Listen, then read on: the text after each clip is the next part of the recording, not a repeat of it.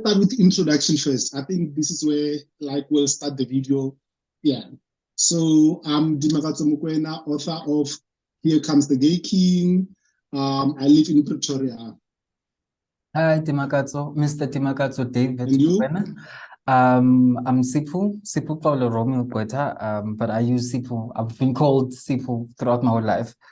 I'm a graphic designer and I am a reader of Here Comes the Gay King. Yeah.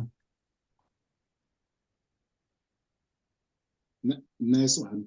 Thank you. So just to break the ice, I thought we should just think, because you've read the story, like I remember you kept on giving me feedback from beginning to end, but in our discussions, I think one of the things that we never got to discuss was who would you want to play Peace? Who is the main character in the story and why?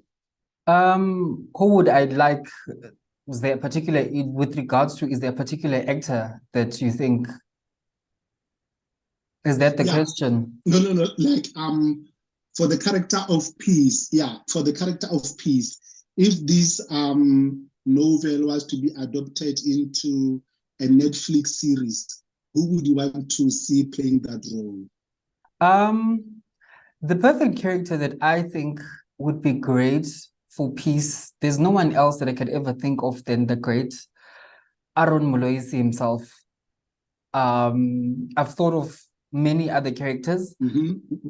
I mean, I've thought of characters that have portrayed queer characters greatly on TV, but I think with the work that Mr. Aaron has done on television, I remember his short storyline on Generations. He did justice by that.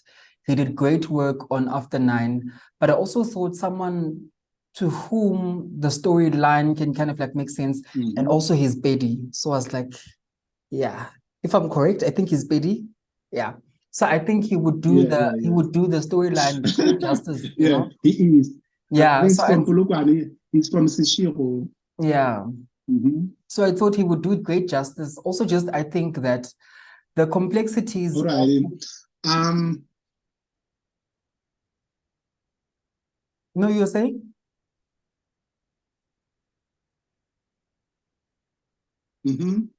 No, you continue.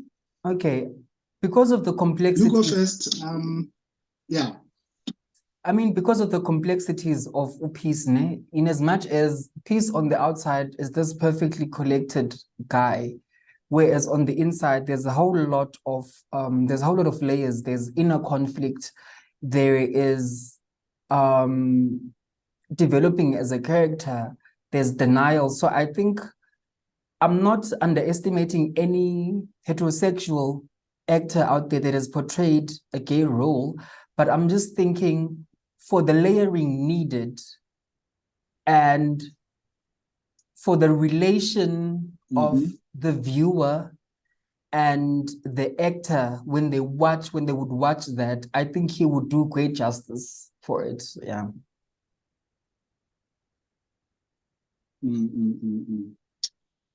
Okay, so yeah, I'm actually surprised that you remember After 9. That was like from what? Like, oh my God, like 15 years ago, right? Yeah. 2008.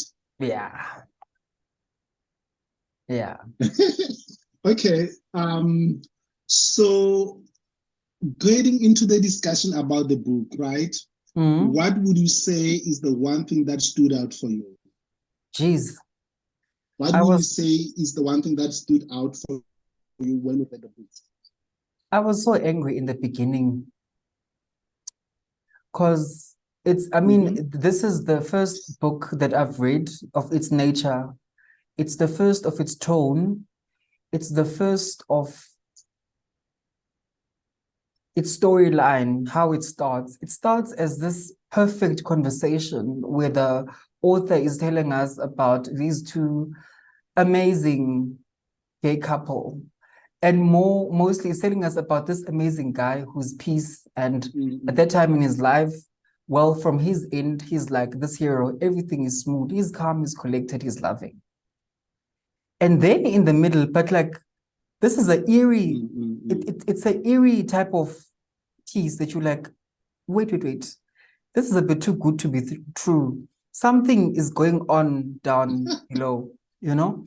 So I was really upset, and I remember asking you questions as to why did this start this way? Because it doesn't start with someone dying or something dramatic. It starts with peace and everything's fine. And then in the middle of the book, you see the layers, you start seeing the cracks in the concrete of the characters, you know? But as you go on in the book, you fall in love with some characters that you think were the heroes. And then also you see yourself in the characters, you see yourself in their mistakes. And also you also get to do a reflection on who you are as a queer individual, what society is like for you on the outside. I mean, you get to the best thing ever done in this book is how the author paints scenes for you vividly. You know where this is. You know, you picture, I think from my view as a person that like watches movies and stuff, you see more or less how the camera pans as Thomas is driving out of Pretoria, making his way. You see all of those things vividly. And so, I mean, the most difficult thing that has ever happened to me in this book, I thought the author was peace. And then you're like, wait. No, man, this is a character on his own. You know? Why would you think the author is peace, though? Like just how real peace is, you know? And like, peace is this type of a guy that like, he's this mature homosexual guy that like, he would know what to say and when. It's a real individual. Yes. We've come across those individuals that they know what to say and when. They seem perfect on the outside, but we don't know. So Peace is an everyday guy, but like when looking into his story, we get to also kind of like measure ourselves up that, hey, I mean, I may be an everyday individual, but like my story matters, or I as an individual matter, even though like the story doesn't deal much with individualistic themes, you know, you get to see that, okay, so there is complexity with being a queer individual. There is complexity with being a male, you know, the guy is a father. The notion of fatherhood here is questioned. The notion of the role of a male in society here comes to the fore, you know. So there's so much, there's layers that I think one of the things that stood out for me is where Peace is honest about his sexual urge in the story, where he tells Thomas that, listen, dude, I'm a bit anxious now. I need us to have this moment of vulnerability. So Peace is that guy that comes alive. We've come across those guys. I mean, I've had Grindr hookups and you're like, yeah, okay, is this how this goes? So he comes alive, and all of the characters that you bump into at Liquid Blue, at Shakers, at Factory, so those characters come alive. You know,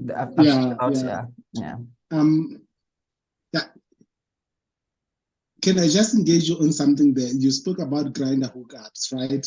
Which is something that the book touches on.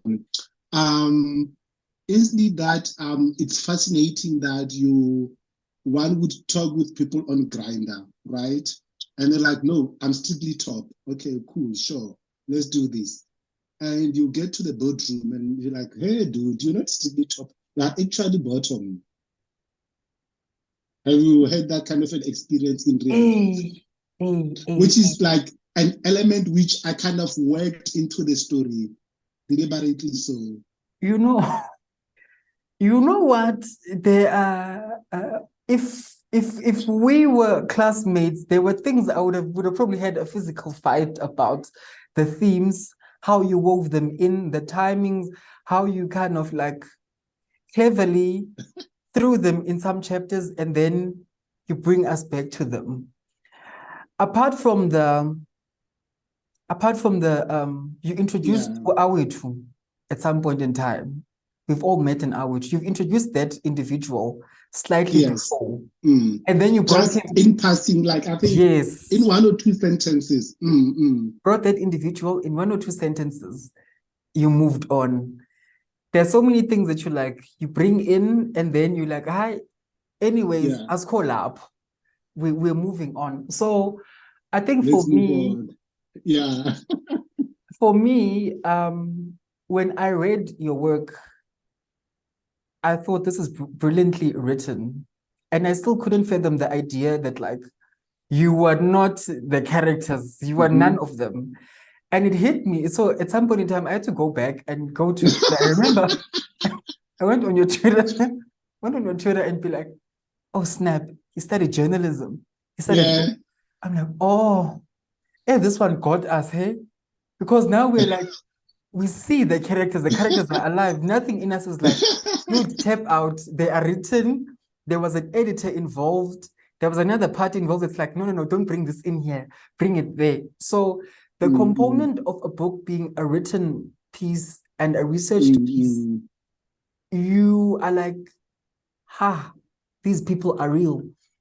Apart from that, I would like to kind of go a little bit away from the queer themes. You give us a scope on the social political context of the country. You give us a scope on rural living. Then also you go as far as bringing in the element of spirituality versus sexuality. And then there's an extra element that goes in, whereas now we deal with a cultural context where we have we have a dynasty, or we have Queen Mapula coming in and speaking in and kind of giving her view on what homosexuality is, So I think this book managed to kind of give us a way different. It's like now coming to life version of you have to be gay to know God in my perspective, because that book kind of touched on the issues of the individual. And then when we meet, here comes the gay king. The gay king is like, okay, this is me on an everyday life. You get me? Now back to the Grindr. I'm not sure how much of you said to me throughout the process of writing, you were like, I allowed the characters to be. And I was like, hey, are you an actor? Because that's a phrase that actors use where they're like, I just let the character be. My question was, is he an actor? Has he done theater work or anything? So that was Can I answer that? So I think so I think you raised quite a number of things, and I'm glad that the way in which you received the book, right? It's exactly how I wanted any reader out there to receive the book. And when about saying that I would allow myself, to lose myself in the story and to allow the story to give me the kind of direction that I needed to take, right? So what I did was, as I was writing the book, I realized that actually, as a debutant, I have a lot of things to prove. And I went and registered a degree in theory of literature. I went straight to honors level at the University of South Africa. I studied there for a period of 12 months. And as I was studying and as I was writing, I got to understand that some of the things that I was writing about, I didn't understand the theoretical aspect of it, but I was already doing them, and I went back to polish and to sharpen them. And as the story continued, I got to understand that, for me as a writer, the characters, they kind of lived in my head, and they were telling me the things that they were saying. They would literally speak to each other. I could be driving somewhere and the characters, they would just speak in my head. And what I realized is that if a character needed to experience something that I've not experienced, either I would speak to a person who has experienced that, or I would let my creativity just overflow. or what I would do is that if I could, I would conduct the actual research of what it entails. Like, for instance, I had to go to the factory. I say this in the introduction that for what happens at the factory in Johannesburg, I had to go there to experience it for myself and take down a couple of notes how the place looks like, so that when I write, as already said, that I can paint a vivid image. So for me, the story, it needed me to go there because of, at that point in time, I think Thomas was going through a lot. He was losing peace. Peace was getting married to his late brother's widow, and he just like, oh my God, what am I going through here? I need something to distress, And he needed to go to the factory. I was like, okay, a character is going to the factory, and I have to do justice to the story. For me, when I write, I think you might have probably picked this up in the story. There is a character that goes blind in the story. I had to consult with an optometrist for that part and really get an understanding of what really happens when a person goes blind. There is a part at the wedding where Peace is getting married to his late brother's widow. What I did was that I spoke to a fashion designer just to get an understanding of, if I was to describe clothes to a person who, because I can't show the pictures and say, this is how the people are dressed like, but I can use words to paint an image. And I had to do quite a lot of research. And in terms of the characters were layered, I just imagined various people, the people that I've interacted with, the things that I've heard, the things that I've seen and heard people say, and I brought them into the story. So the element of reality that I wrote about in the book, to actually say that when you read about a certain character, you would get an impression that it's actually a real person. That was very deliberate on my side, because the things that I wrote about that the characters were going through, some of the things are things that I went through in my own personal life, that my friends went through, that my friends' friends, or like a long-lost cousin somewhere, experienced some of those things. And I brought all those elements together. Who's calling me now? Oh, gosh. So I brought all those elements together. So, and I needed to, obviously, when I did that, I actually also weaved in an element of fiction to make the story exciting. Jeez, I remember asking you that, was the book a love letter to your younger version? Because there are elements, there are so much elements of low-key affirmation that there's nothing wrong with being queer. Okay, even though the characters are like adults, my question would have been like, was this book catharsis to you? And also, how spiritual, or to what extent is this book spiritual to you? Because you talk about allowing characters to exist in your psyche, hearing the characters in your head, them having conversations, and it's very rare to hear someone speak about that, about a creative piece, because someone else might be like, hey, this one was either losing his mind. But like, now, since this book has such an element of love and forgiveness, how much of it was spiritual? That's my first question. And secondly, was this your one-on-one moment with yourself and being like, hey, David Mfethu, sharp, you did nothing wrong in your past. There was never, ever anything wrong with being queer, or maybe a letter addressed to someone?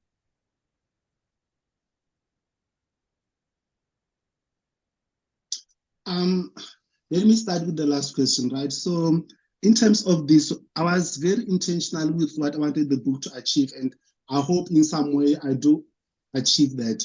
When I was writing the book, I always say that as a writer, you've got an element of responsibility to society. You need to reflect the times that you live in, firstly. Secondly, I believe that when people read my book, right, I would like it to serve as reflection, a mirror of some sort, so that anybody who reads the book, straight, homosexual, when people read the book, I want them to find themselves reflected in the story. And I want the things that the characters do.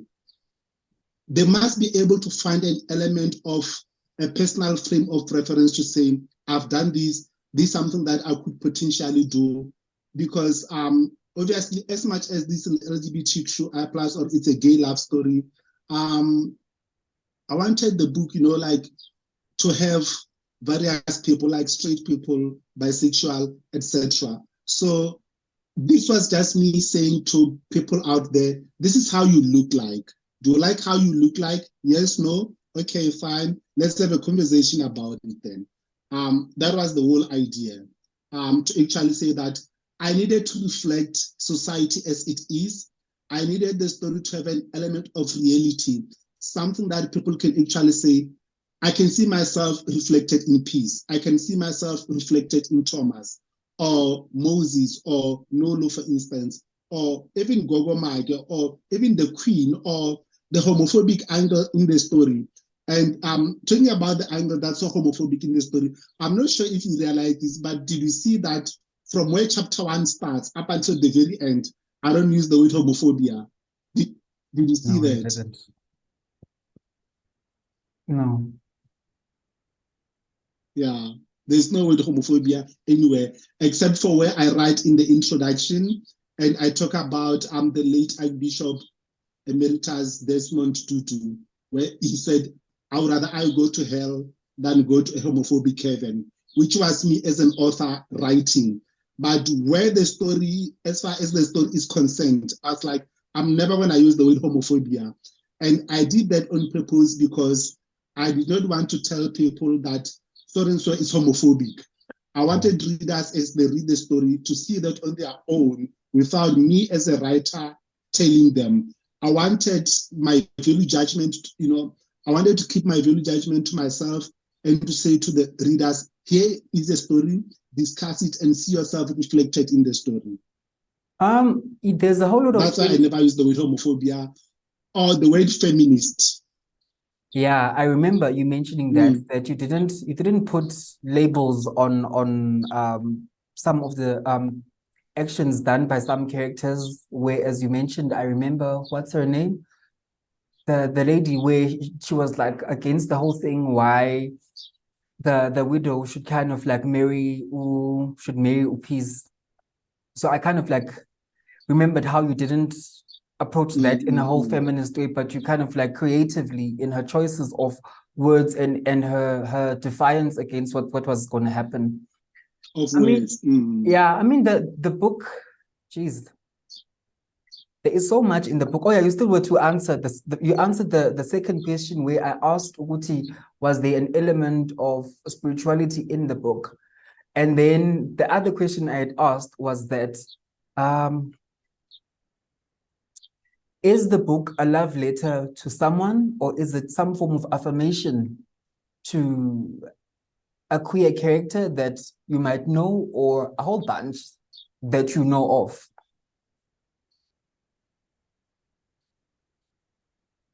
I think it's a love letter to all the queer people out there, especially like in today's world, now in 2023. Our brothers and sisters in Uganda, for instance, right, where the lawmakers or the parliamentarians in that country, they actually passed the bill to say, I think we call it anti-homosexuality bill, whereby, there are quote unquote crimes of aggravated homosexuality. And that's that. So I think in that context, right, I would say it's a love letter to queer people, so that when they read the story, they can understand that sexual identity is part of a human experience, is part of a human journey, and there is nothing wrong with that. But in the South African context, where I think, was it in 2021 alone, a total of 22 queer people were killed simply for being gay or lesbian. And although I don't touch on issues of killings and stuff, I think I just touch on them in passing. I don't go into them that much. So I wanted to actually say to queer people to say that I am affirming you, and there is nothing wrong with who you are. This is who you are, and don't allow anyone to want to change you. And we see this where Peace family, his mom and uncle, they go to a traditional healer trying to get Muti to, to turn him straight, so to speak. And the mother also says, oh no, don't worry, I'll get my pastor to pray the homosexuality demon out of you. And those are things that actually happen in real life. I remember back in 2011, I was in Center with a couple of friends, and this other guy from Guyana told us that his mom took him to a Sangoma to heal him of being gay. And what the Sangoma did is that they took the skin of a chicken anus and they said he must wrap it around his dick, and that will heal him of being gay. And he said he just did that to please his mom. And I found that to be quite fascinating. I was like, so if someone can do this to please their family, so the way in which I wrote about Peace in this story is that I frame him as a reluctant hero. He only waits for something drastic to happen in order for him to rise to the occasion and face the challenges that he's facing. So I kind of like took that part that I had back in 2011 and brought it into the story. Okay, I think they say we're running out of time. We are almost going to be done. Yeah. That was fast. Unfortunately. That was really fast. We were only scheduled for like 40 minutes. It went by very quickly. I know, hey. I want to also just... Yeah, I don't know, like, I think it would probably be better. No, I think you can go on. No, you can say? No, I wanted to say that we should just actually one day just meet in person and do a live recording of this, I think that so would too. Be great. I really think so. Thomas, right? So in as much as the a lengthy part of the storyline, we haven't even touched Thomas, eh? Yeah. As much as a length of an entire weight of the storyline rests on Peace. Now Thomas is another multi-layered character. Thomas is Thomas is sweet and kind of like embodies a bottom, if I might say. I do apologize to anyone else that will watch this, but yeah, he embodies that. And I'm also not saying not everyone is like that. Yeah. But now Thomas is dealing with his own demons. Firstly, him being HIV positive. That's his first.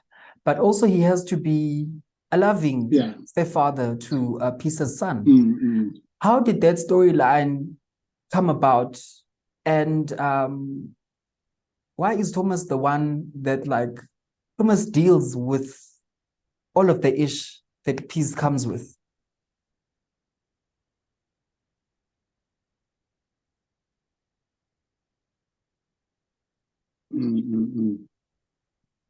Why is it like that? Yeah. Do you want to know why is it like that? Definitely. Yeah, I'll tell you this. Yeah, so I think in my experience, and this is one of my personal experiences that came into the story, right? You have one person who doesn't have much of a burden, and then you've got another person who has got a number of issues that he comes with into the relationship. And what I wanted to show was that in order for a relationship to work, two people must actually come together, and one of the people must be very understanding and try to make a number of compromises. I like watching interviews, like literally interviews anywhere on TV, YouTube, wherever, in a magazine, anywhere. I remember watching this interview on Mzansi Michike a couple of years ago.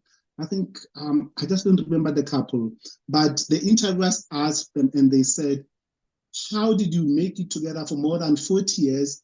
Here you are today, still standing. And the woman answered and said, it takes a lot of understanding and forgiveness.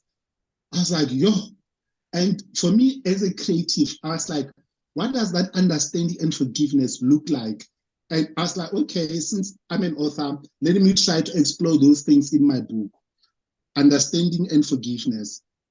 So I wanted to explore that part. And what was the other question? And did I even answer your question? Yes, you did.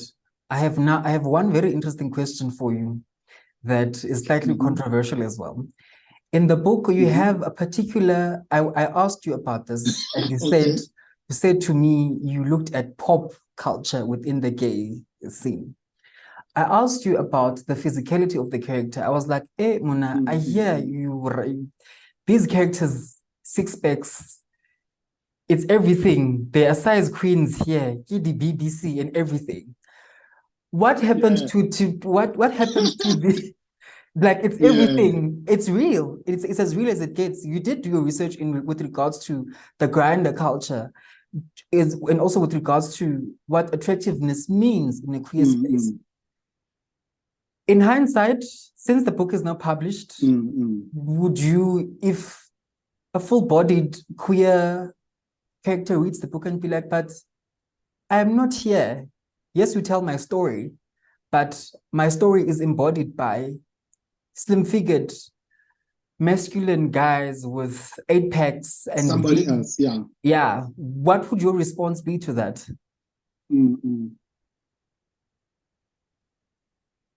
My response is that actually they are in the story, although I don't dwell much on it. Like the part where Thomas goes to the factory, I did say this even when we were talking. I said that there were differently sized men, right?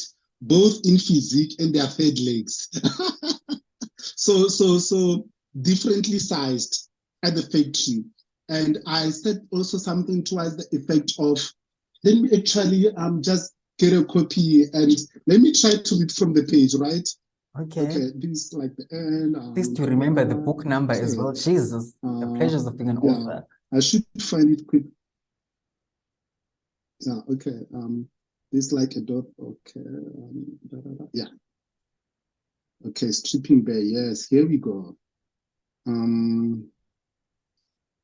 Where is that part? Okay, I should find it quickly.